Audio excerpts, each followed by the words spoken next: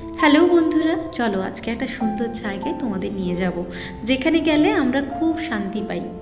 আসলে দুদিন হলো মা কালী মন্দির প্রতিষ্ঠা হয়েছে গড়িয়া মোড়ের কাছে।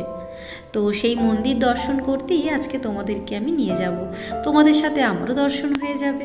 তো দূর থেকে মন্দিরটা কি সুন্দর লাগছে না দেখতে।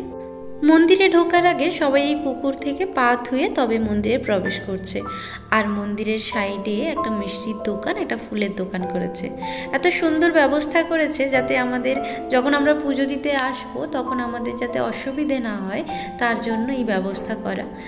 চলো এবারে মন্দিরের ভিতরে ঢোকা যাক। তো মন্দিরের ভেতরে যাওয়ার সময় আমি বুঝতে পারছিলাম না কোন দিক দিয়ে যাব। তো একজন ভদ্রমহিলাকে জিজ্ঞেস করলাম যে কোন দিক দিয়ে যাব, তো উনি বলে দিলেন। তো চলো তোমাদেরকে এখন দেখাই। মন্দিরটা খুব সুন্দর করে সাজানো, বেশ সিম্পলের উপরে, আর খুব বড় জায়গা জুড়ে মন্দিরটা করেছে। খুব সুন্দর লাগছিল দেখতে।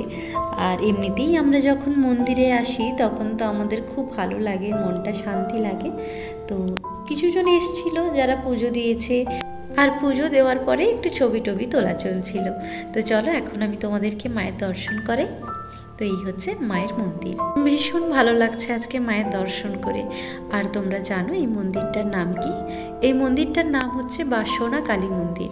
তোমরা যারা যারা আশেপাশে থাকো গড়িয়ার, তো তারা একবার হলেও দর্শন করে যেও। খুব সুন্দর করেছে মন্দিরটা।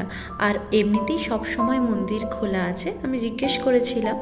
পুজো দেওয়ার সময় হচ্ছে সকাল 6টা থেকে 8টা, আর সন্ধ্যে 6টা থেকে 8টা, আর দুপুরে 1 ঘন্টা পুজো দেওয়ার সময় আছে। তোমরা এসে একটু জিজ্ঞেস করে নিও। আজ আর আমি পুজো দিলাম না, আমি তোমাদের সাথেই মায়ের দর্শন করতে এসেছিলাম।